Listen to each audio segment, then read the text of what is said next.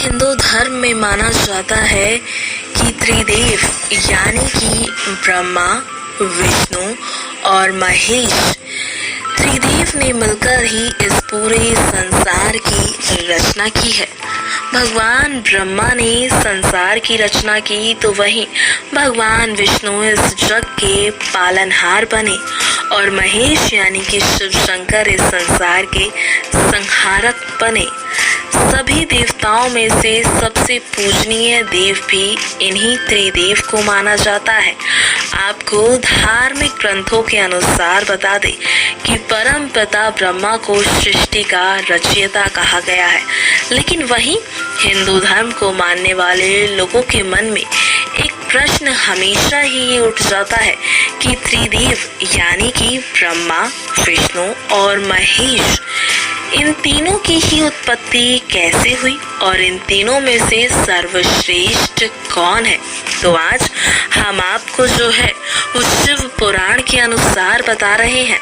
शिव पुराण के अनुसार भगवान शिव का जन्म नहीं हुआ, वो तो स्वयंभू है, अर्थात वो प्रकट नहीं हुए, वो निराकार परमात्मा है।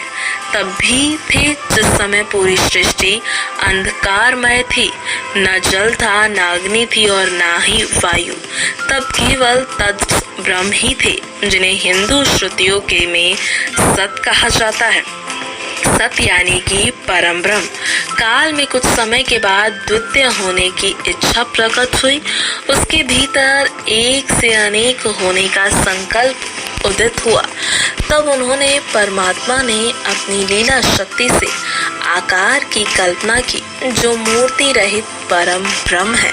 जी हाँ, परम ब्रह्म का मतलब होता है एकाक्षर ब्रह्म, और वो परम ब्रह्म भगवान सदाशिव कहलाए। फिर सदाशिव ने शक्ति स्वरूपा जननी को प्रकट किया, जो अंबिका कहलाई। फिर इसी ब्रह्म रूपी सदाशिव और अंबिका से ब्रह्मा, विष्णु और महेश की उत्पत्ति हुई।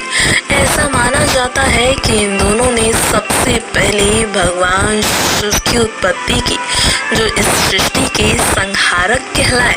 फिर कुछ समय के बाद रमण करते हुए सदाशिव के मन में इच्छा उत्पन्न हुई कि किसी दूसरे पुरुष की सृष्टि करनी चाहिए, जिस पर सृष्टि निर्माण का कार्यभार रखकर हम निर्वाण धारण कर सके। ऐसा सोचकर शक्ति सहित परमेश्वर रूपी सदाशिव ने अपने वामंग पर अमृत मला, जिससे एक पुरुष प्रकट हुआ। शिव ने उस पुरुष से संबोधित करते हुए कहा, वत्स, व्यापक होने के कारण तुम विष्णु के नाम से जाने जाओगे।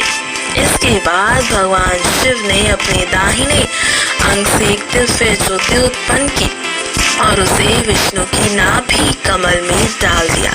कुछ समय बाद विष्णु जी के नाभि कमल से ब्रह्मा जी की उत्पत्ति हुई।